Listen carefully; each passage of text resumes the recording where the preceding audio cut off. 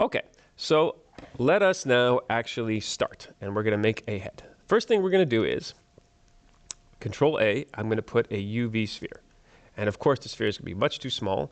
Right away, before anything else, on this UV sphere, I'm going to click New, and I'm going to just write gray. I'm going to make a new material that I'm going to use just for sculpting it. I'll put it down to a sort of a medium gray, and I actually put a little bit of metallic in it. That allows me to see the forms well. So a little bit of metallic, a little bit of roughness, and something like that. And that, at least now I can kind of see my object. It's not bright white. Okay, let's bring up. We don't actually need to bring anything up. We can just scale this up. So if I press S and scale it up, what I need to do now is to make it so basically it's passing the sides a little bit more. GZ, I'm going to push this up to the top. Keep a little bit excess there. Maybe like that. And you see that there's about an extra square of material here. This I'm going to chop off because I'm going to use this this is the flattened sides of the sphere. The head we can kind of look at as a sphere, but with a wedge in front of it, that's the face. This here represents the cranium. If I go to the side, I might just push this back a little bit, or I'll just actually push my box forward so that it touches the back, GY, to give room for the nose eventually. Okay, and I'll go back to my, my sphere. It's actually easiest if I just click it here. I'm going to go click on my sphere here. I'm going to go to sculpt mode. I'm going to press R. I'm going to click that to accept it, and Control R. Basically what I'm doing is I'm making this thing into a mesh. I re-meshed it. All right, and now I'm going to very importantly click on X symmetry. I need X symmetry to be there. The other last thing I'm going to do is go to object mode and do Control A and set all the transformations. Especially, let me do that again, especially this scale. If you stretch an object in object mode and you try to sculpt with it, the brushes will be very strange. So make sure you apply the scale if you're changing an object in object mode and you want to use the sculpting brushes. So I did. Go back to sculpt mode. Okay, here, first thing we're going to do is we're going to chop off the two sides. So now that we already have symmetry, that's good. We're going to select this, line project, and I'm going to draw a line like this down here, but I'm going to press F, so the shaded side is on the right. And now I've just chopped off the two sides of this sphere. Yay, this is wonderful. And now I know my depth is pretty good, so I'll just turn off my, my cube for a second. And I will just take a big brush, put this, I just pressed S to get my smoothing. I'm going to lower the strength a little bit, and I'm just going to smooth this because it shouldn't be that harsh of a line. This is because the head from the side is pretty flat. I'm using this trim brush here with a very, very low strength, and I'm just using it to kind of soften those edges that I made. Now I'm pressing Shift and smoothing it. Okay, and I'm flattening out the top a little tiny bit because the top of the skull is actually quite flat. Okay, so this represents sort of the cranium area. All right, now what I'm going to do is I'm going to add a cylinder to represent the face. I'll put back on my my guide here. All right, so Control A and add a cylinder. Of course, the cylinder is much too small. Scale, make it larger, and basically make it a little bit less than the width of this box. GZ to move it down. And move it down basically to the bottom of the box. See, like that. Now I'm going to go press GY and move it forward, and it should be almost touching this curve. This represents basically the face and the jaw, and I'm going to chop some sections of this out in a moment. And since I see that my head is a little bit low because I flattened it, I'll just go back on my sphere, GZ, move it up a little bit, and go and quickly apply the scale. Do the same thing on the cylinder you just made. I'll just apply all the transformations, that's fine. And I will use the same gray material for the bottom of the face. All right, I can get rid of this ugly looking box. Now I have these two things. Okay, first thing I'm going to do is I'm going to go to the side view. I'm going to go into sculpt mode. I'm going to turn on symmetry. And I'm going to do exactly the same thing. R, Control R. Whoops, R, Control R. And basically remesh it. And there we go. And I'm going to use, again, the line tool. Line project. I do this. And now I'm basically going to chop the jaw in the back. I can actually use my cube again. There we go. The jaw shouldn't be further back than this. So really, I'm going to take my line project tool, press F, and chop the bottom back part of that jaw off. And now a jaw is not a straight horizontal line. It actually goes down towards the chin. And so F here, chop the bottom part off like that. And we need to taper this jaw because obviously this looks totally ridiculous. So I'm going to use, once again, the line project tool. Whoa, there's the lights. And I'm going to press F, and I'm going to chop off the sides of this jaw. All right, now I'm going to select both of these, the jaw and the head, Control J, stick them together, then go to sculpt mode, press R, that's fine, a low resolution, and Control R, and now they should be joined. Now I'm going to make sure that my smooth brush is quite strong up there, and I'm just going to blend this all together. Okay. And lo and behold, I have my very basic head shape. Well, almost, not quite yet. Okay, I'm using my trim brush here, trim, to make planes on the side of the face. Between that and smoothing, you see what I'm trying to do here is create this plane change to flatten out the side of the face. Press G and move this jaw a little bit, and I'm going to go here, move this jaw a little bit up. And here, really big brush here, and push this a bit together because the jaw is not a horizontal line, it's more tapered like that. Tiny bit of smoothing. And we're starting to get a very basic skull shape. All right, let me go to the side here, push that in a bit. Now I'm going to take this, where is it? Box trim. Select that, and that's going to chop, we're going to chop the back of this part off here of the skull. Gloop. Now what happens when you do that is you see that this looks green. Just go to where it says face sets and just do face set from visible. Okay, now I would immediately, just to be sure everything's going to be okay, R, click, and Control R. Remesh that because that otherwise it could be kind of messed up from doing that box thing that you just did. Okay, now it looks like a crash test dummy of some sort, but it's giving us a basic facial shape. Let's see how we're doing here. I'll bring back my cubey thing, go back in my rendering mode. And now I know I can kind of pull down the chin a little bit, just the middle part of that chin. I can pull this peak of the skull a little bit, and it's not looking too bad. Okay, and I will just smooth down the sides a little bit. I need to give it a bit of room. Okay, so that is our sort of basic head shape. Now, the angle of the jaw really depends on the person. And this guy here, his jaw is not very angled. It's kind of straight. Usually on a woman, it's more of an angle and a sort of a very stereotypical manly kind of Schwarzenegger-y guy. It's more straight. So I'll make it a little bit less angled.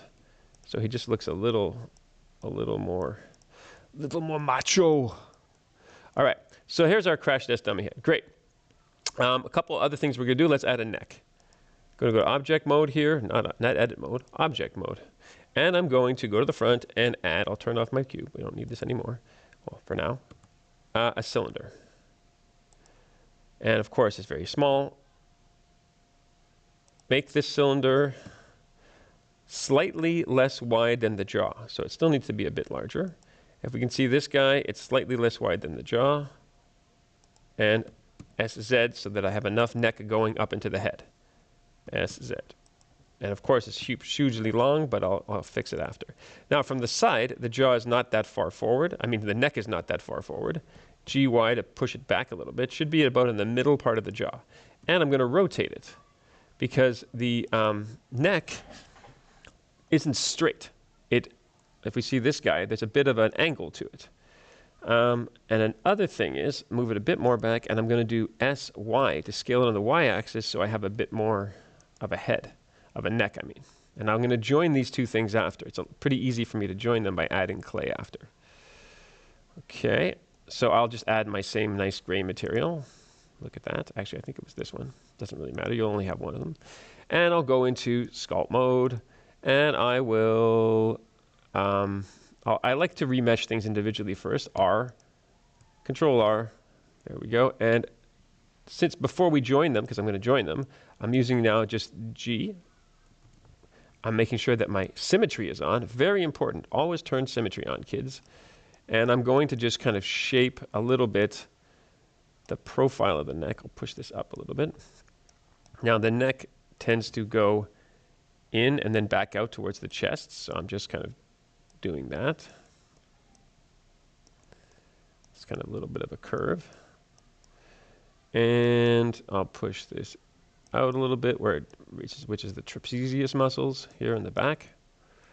I will keep this fairly simple for now.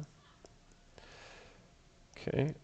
And here I'll show you a great trick. If I want to go between different objects in sculpt mode, all I got to do is press Alt Q. And then it pops orange. That means that now I can sculpt this one. Look at that. See? So instead of having to go out to object mode and back in, I can just keep pressing Alt Q or Option Q if you're Mac people. And I can switch between them. So let's say I want to go back to this now. Alt Q. Hey! Alt Q. Yay, sculpt. So it's useful to first kind of get the separate parts to look okay before joining them. It just makes things a little bit more controllable.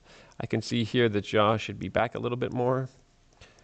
I can see here that this should probably be a little bit less bulbous. All right, it's good enough for me. I will take these, Control J, join them together, do my usual business, sculpt mode, R, click, Control R, and now that's joined. Now I can take a big smoothing brush and smooth these. Now, of course, on the back of the head, I want to smooth it, but like crazy, but I don't want to obliterate the jaw, so I got to be more careful when I do this. And I'll go back to regular. I switch between viewport shading to see my cube and regular, whatever this is called, solid. I always forget the name of that, to do the rest of the sculpture. Because this is kind of nice because you have this matte cap and you can see the forms very well. All right, so I'm starting to have my basic form. So I'm pressing I, and a little more strength for the eye. And I'm just inflating the skin underneath here so that it's a bit more soft and not just like this huge shovel thing. And I'm pressing Control I here just to define the jaw. A little bit more. Okay. Now a couple things we need to do. Here, but behind the jaw, I'm going to press Control and inflate and actually flatten this a little bit because we need to give space for the ears, which we're going to do the ears not quite yet, a little bit later. And I'm just going to use inflate slightly and bridge it there. So let's bring back our cube here, and I'll go back into my render mode. So this middle line here is where the eyes should be. And we also know that the head is about 5 eyes in width. So I'm going to, first of all, I'm going to put it on inflate eye, and I'm going to carve sort of a trench here. Basically under the brow. I'm essentially making a very simplified skull shape. The eyes will be here.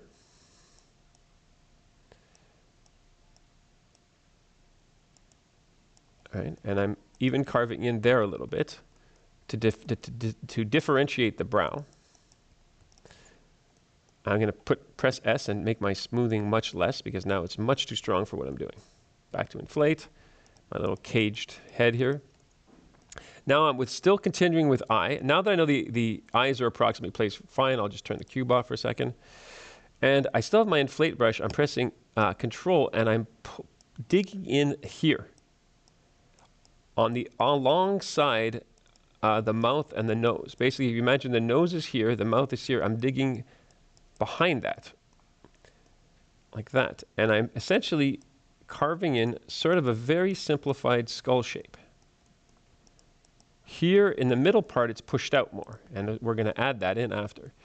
And I'll even go very slightly under the cheekbone. And then I'll go here and carve here the temples, but very subtly. And then I'll go in the middle of the forehead here, where there's a slight depression, turn down the strength quite a bit.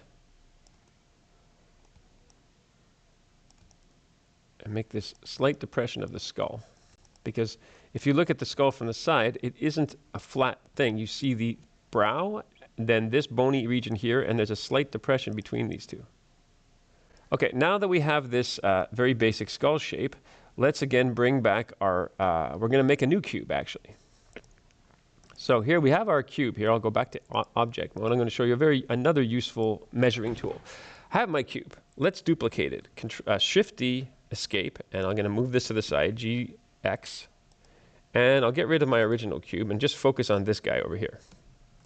Okay, and I'll go back to my regular mode. I can even solo this. Okay, so that's our cube we had before. Very useful, but now we need to do another kind of plane to do measurements from. Okay, so what I'm going to do is I'm just going to select, first of all, I'm going into face mode. I'm just going to select the front face, just that. Then I'm going to, since I've already duplicated this, as long as you've duplicated it, if this is a duplicate, you can press Control-I and delete the rest of the cube. Don't do that if that's your only one. That's why I duplicated it first. So now we have this little guy here. What I'm going to do now is I'm going to click this top edge here, and I'm going to press Control-R and add 3 loops. So I divide this top half into 1, 2, 3, 4, to 4 sections. What I'm going to do is I'm going to remove the top, and that's going to be the area where the hairline of the guy would be. What I'm making now is a little plaque to measure proportions of the face, not including the hairline. So I got to get rid of this top part here, which, if I bring back the guy, represents sort of the hairline. So I'm going to press Alt there, Alt click, Shift faces. Delete the faces, and let us see. But let me just compare my, okay. So if I take this thing now, hold on, and if I take this now and I move it over the face, and I check in my transparent mode, I have a little area where the hairline is going to be, and the rest of the face is what I'm interested in. And I can even shrink this down a little bit, SZ, shrink it down a little bit so that you have enough room for his hair. Basically, this is going to represent the face without the hair. Let's imagine the hair is around here, and so that would be about the hairline, maybe even a little bit less, GZ. Basically, I'm just cutting off the hairline. Okay, so let's say that represents the face with no hair. Okay, let me go back here, and I'll just solo this thing. Go back to edit mode, and now remove all of these loops. Dissolve them. Get rid of them. Now I just have my eye measurement, which is fine, and I can click the side and do Control-R and just put 2 loops. I'm dividing the face in thirds. That's right, kids, dividing the face in thirds. And this is a very useful measurement for the face itself. So now if I go into my rendering mode or my view, I see that the face has now been divided into thirds. And this is extremely useful because what I have here is this top line is the line of the eyebrows. This bottom line is the line of the nose. The bottom of the nose should be approximately there, and the eyebrow should be approximately there. And if I click this one, the lower third, and I press Control-R and I put 2 more edge loops, what? Just 2.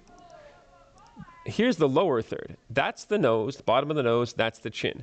This is going to represent the lip line. So all these lines will represent basic divisions of the face that will make it a lot easier for us to place things. All right, so now that we have our little guide there, let's go back to our head, clicking on the head there, and I can start to mark things in the sculpture. The way I'm going to do that is I'm going to press 2, because I have already Draw Sharp as my shortcut, Draw Sharp. And I'm going to use this to basically mark the bottom of the nose. The bottom of the nose is around here somewhere. Now, of course, this depends on the person. I'm going to press Control with my Draw Sharp, put it kind of high, and this here will represent the line of the eyebrows. And then, that's the bottom of the nose, and this here, something like that, is going to represent, at least approximately, the lip line. Dig out or deflate under the lower lip to give me a bit more of a sense of the mouth. And then I'm actually going to take the inflate brush and inflate this whole area slightly, which is called the muzzle, or the ball of the mouth. This is going to represent where the teeth are, which is pushed out. Lips aren't just flat on the face. The lip area is pushed out. This whole area is pushed out, and it's mostly pushed out in the middle. So I'm going to use this inflate brush and just kind of give the mouth a bit of a roundness, so the mouth region a bit of a roundness. And of course, then I'm going to actually sculpt the mouth after. But for now, I'm just kind of giving this muzzle of the mouth a protrusion, a slight protrusion. Okay, and now the next thing I'm going to do is press M, and this is for the mask, and I'm going to, well, M. I'm going to draw a little triangle here. Let me bring back my little cube here, the other one. Draw a little triangle there, and if I press Control, can maybe a little bit like that. And if I press Shift, I can blur the edges of that mask very slightly. And we're going to do pretty much what we did in the other video. Turn that cube off there. Control I, grab brush, or not grab brush, but grab thing. Push this out to where the tip of the nose is in a decent place. And then I'm just going to go to my regular grab brush with a very large brush and push this whole thing back. Pull that up slightly. Once it's okay, I turn the mask off, Alt-M.